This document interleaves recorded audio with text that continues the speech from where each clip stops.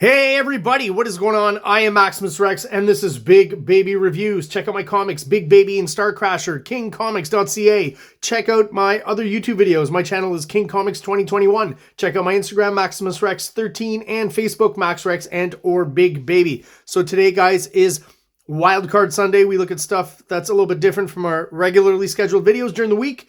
So today I'm looking at the Myth of Oedipus. And why am I looking at this? Prologue, right? Expanded edition. So why am I looking at this? Well, this is a pretty darn rare comic series overall. I'm looking to get the whole thing. This is literally the first piece of Myth of Oedipus material I've been able to get my hands on. It's very hard to find, very rare, and usually the ones you find are really expensive. So if anyone out there is willing to help me out, let me know and contact me or DM me or something on Facebook or Instagram. I am looking for the regular issues. I'm not exactly sure the total output of the Myth of Oedipus, so if anyone can help me with that as well, I would love to have kind of the whole deal, the whole package, because I do like it a lot. So when I first kind of came upon Tom Scioli,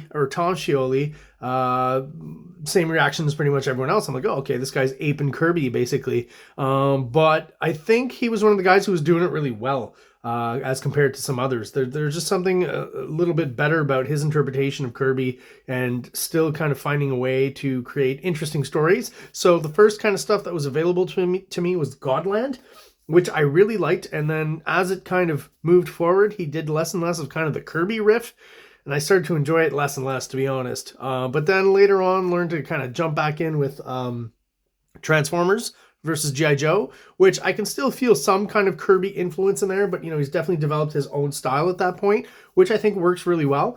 With Tom Scioli, I think we're about the same age. We share a lot of the same interests. I can tell in his work, we're both really into Kirby. We're really into, toys from when we were kids. So stuff like He-Man, Transformers, a lot of the subject matter that he worked on, eventually in his career, I have a fascination and a love for as well. So, a lot of things just kind of connect there and make it so I just really dig his stuff. And to see his older stuff like this, which is very much a Kirby pastiche, as people call it, a riff on Kirby, I think is great and really fun. And I've learned to appreciate certain artists who, riff on other styles. There's some McFarlane clothes out there that I'm going to do reviews on at some point that I really like. So yeah, eventually work on that. But let's focus on today's book, The Myth of Oedipus, Prologue, Expanded Edition. Not quite sure where it fits into the whole thing. I guess I'll be educated about the world of Oedipus through the book and hopefully through some of your comments there, if anyone knows anything about the series and can answer some of the questions I'll be asking. I don't know, but these kind of pages here, not super well designed, but I mean, the actual comic itself is great, so I'll excuse that. And this is a long time ago. Also, calling your comics A-OK comics, I mean, I don't know if that's the best. It's not very evocative. It just, I think his work is pretty awesome, so it kind of undersells it a little bit too much. So right away, start off with a double page splash here. The little circle created by Thomas Scioli, kind of reproducing that Jack Kirby look from the 70s. And right away, throwing a bunch of Kirby-like concepts at us, right? The environment itself, the characters of the design. We've got Kirby Crackle here on their shackles on the top of this guy's head. Everything just basically screams Kirby in the aesthetic. This is interesting. This kind of oddly shaped prison, basically. He's kind of stuck in there. It's a cage, right? But basically a cage composed of Kirby squiggles.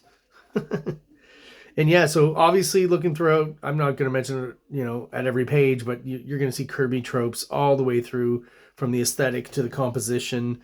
But again, I think someone who's really understood how Kirby does it and how it works and is pretty darn close to the real thing.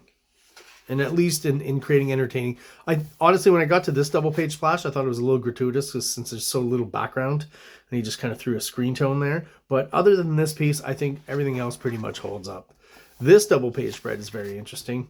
Very Kirby-esque with the big kind of epic square fingers in the foreground. And then basically he's looking into the serpent's mouth and seeing a whole universe, which I think is awesome.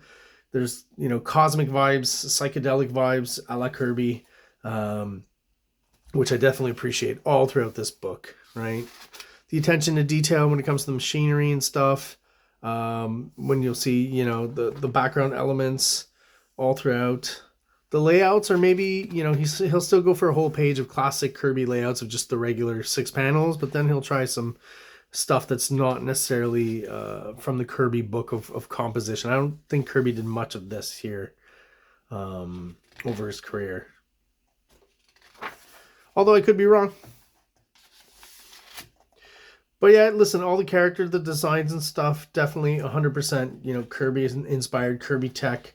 This story could easily fit into any kind of New Gods mythology or story, you know, future, past, present of what we know as the New Gods.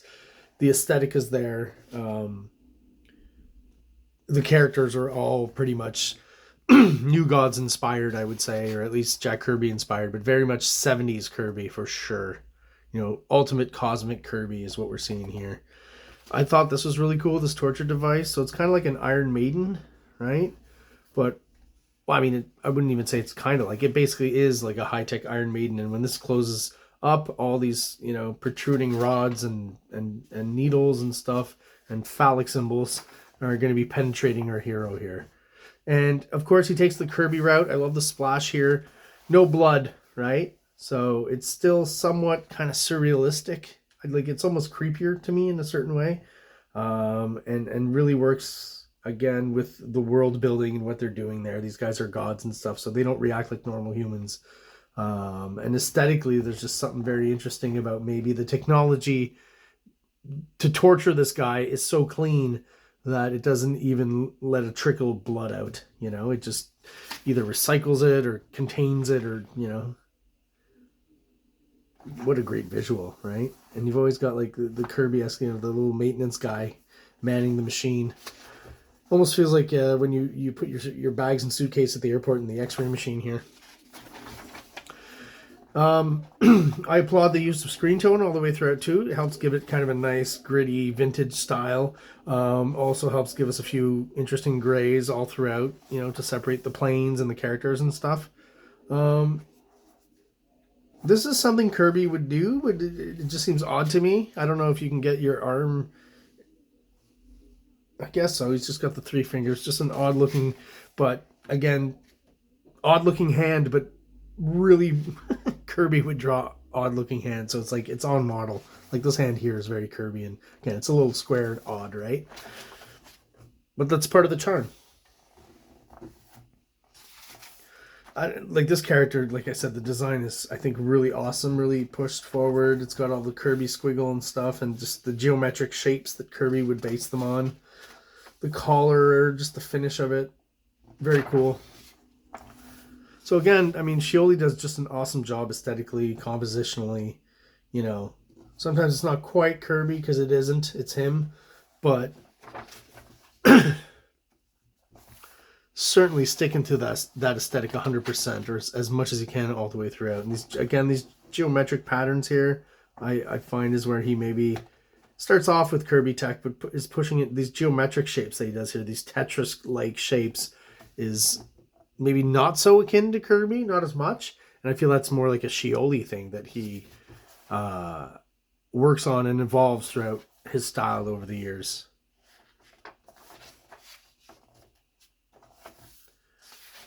MODOK. Is it MODOK? No, sorry, not MODOK. Darn it, the screen. Screen big head. Arnim Zola. The snake keeps reoccurring, right? At the beginning, he's kind of the communicator to our character here, 8 Opus. And here he's going to be delivering in a moment of need. He's being gassed, basically, right? He's going to die. And then the snake barfs up his mask, which, you know, helps him and holds the power, etc., etc. Kind of like He-Man's sword, right? It's all mythological and epic and cosmic. Again, very Kirby. I've always thought Oedipus himself kind of had a Manhunter vibe. You know, his costume definitely has a lot of inspiration from that, I think. But like, it totally works as a Kirby design.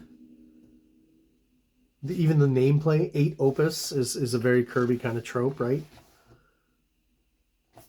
Yeah, these splash pages are great. Different tones here, creating different grays. Foreground, underground, background. A lot of depth.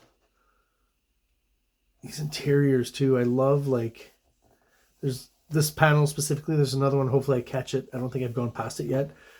These panels, these 70s like interior bunkers and stones and stuff, just love it. Very evocative. And like I said, this is definitely very evocative of Kirby's 70s vibe and what he was doing then. Again, that one Manhunter story for DC Presents, DC First Issues or something. I forget exactly what it's called. You can check that out. And the snake basically leads him to his buddy who rescued him.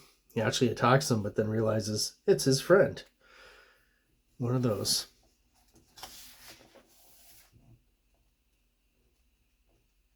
Everything tends to, like, nothing gets muddy even though it's in black and white. Sometimes maybe color would help some of the shapes kind of come out a bit more, but I mean, it's still pretty readable in black and white overall.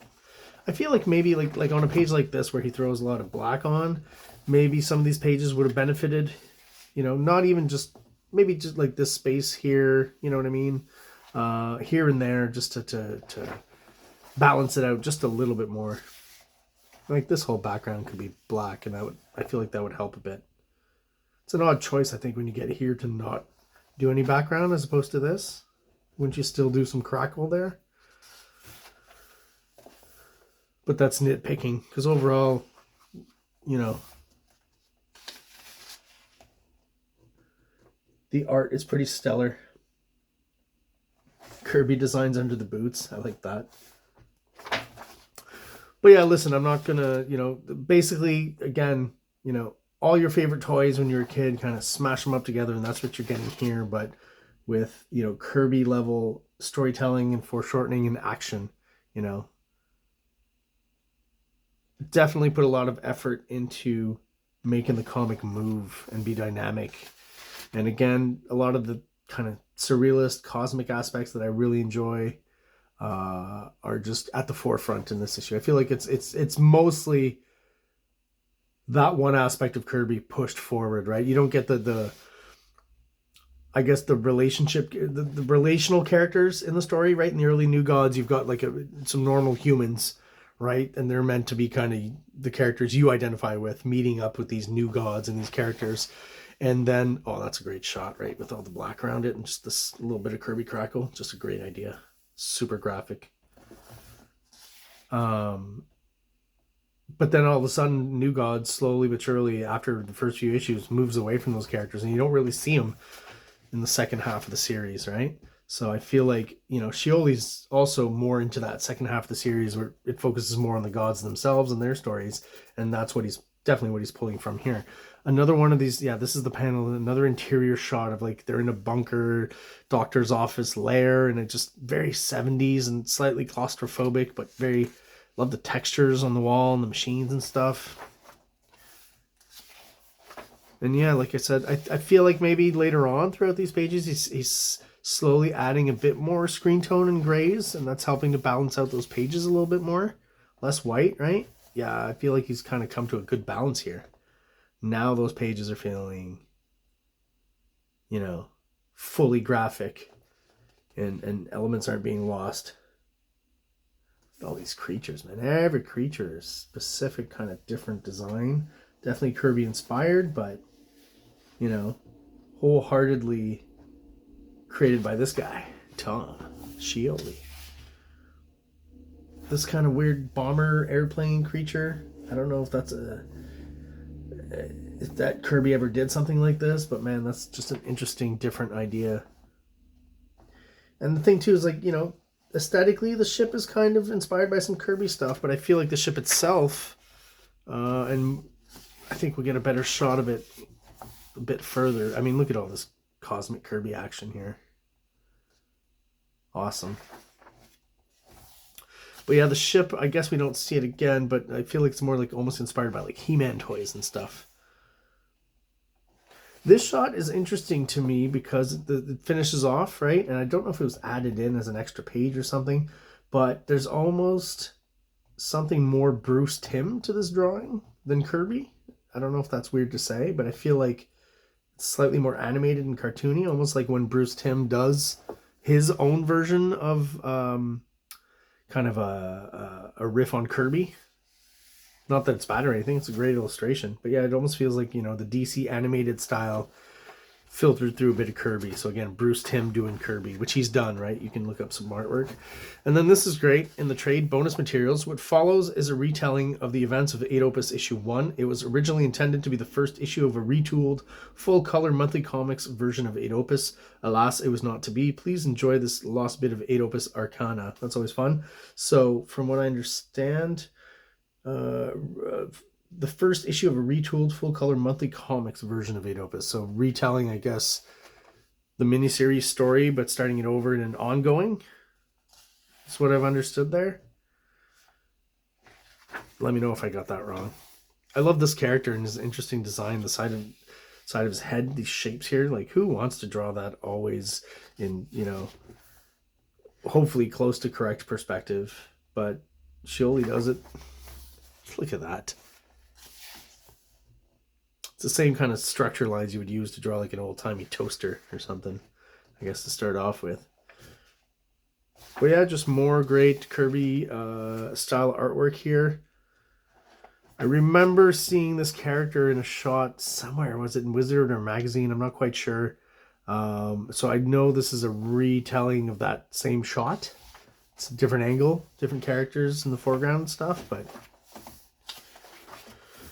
again, I don't know that much, having only read this, about, you know, the mythology and, you know, his origins and stuff, but definitely want to know more. Definitely love the visuals. Definitely very evocative, like this. You know, the city that you fly up to and, you know, you can access underneath. Like, I had this idea for a sci-fi story where, you know, it's underwater and they would kind of, you know, this would be water, so they would kind of access things through the bottom. So kind of similar to this, but that visually is just such a striking representation. Just flip, you know, it's something you would you flip it around, right? Built vertically, but the fact that they're going in the opposite direction, I think, is super interesting and just catches your eye right away. The underside of some sort of giant floating city, I guess, is what we're seeing, right? And just these cosmic vistas that he creates here, you know. And this kind of planet has an arm, like, just insanity. It's I see. They're walking on some sort of like, some of these concepts kind of blowing my mind right now. So he's a humanoid planet. The planet, he's got a head like a planet, but the body is also planet. Interesting. Yeah, kind of. I guess kind of like Kirby, you know. Scioli's a guy who's got tons of imagination. Kind of throws concepts on the page, you know, in a kind of a throwaway panel, just like Kirby used to do a lot of. Guess they have that same kind of visionary aspect to their artwork and their creations. What a great shot there. Very Kirby, very there's a pinup, I think, at the Forever People you can look at that's kind of similar to this when they're in Supertown. That's what it's called, where the New Gods live. Am I mistaken there? I think it's called Supertown. Get a little bit of sketchbook work here. You can recognize some of the panels that he actually put in the comic, and that's basically it for 8 Opus. Now, coming 2009, The Myth of 8 Opus, The Labyrinth. Again, anyone has any information on that, I'd definitely be willing to look into buying for a decent price, a fair price, some of these early 8 Opus issues, and hopefully get on the road to having the whole collection and being eventually able to review them all as well. But this, you know, trade is definitely a nice teaser for me. I enjoy the artwork, the cosmic storyline. All of it is really kind of right down my lane, so definitely enjoyed this one. All right, guys, thank you for watching. Those who are subscribed, thank you for being there and continually checking out the videos. Really helps me out. Those of you who are not subscribed but are still watching, please hit the button below for subscription. It only takes a second for you, helps the channel out, helps us grow, helps get us out there to other people who are into comic books just like we are. So everyone out there, go out and enjoy your Sunday. Have an awesome one. Like, subscribe, like, subscribe.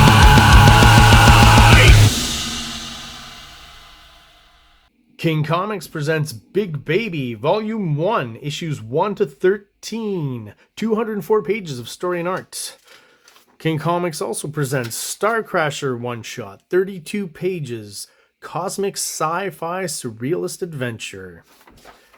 You can find these fine comics at KingComics.CA, at MaximusRex13 on Instagram, or on Facebook, MaxRex or Big Baby.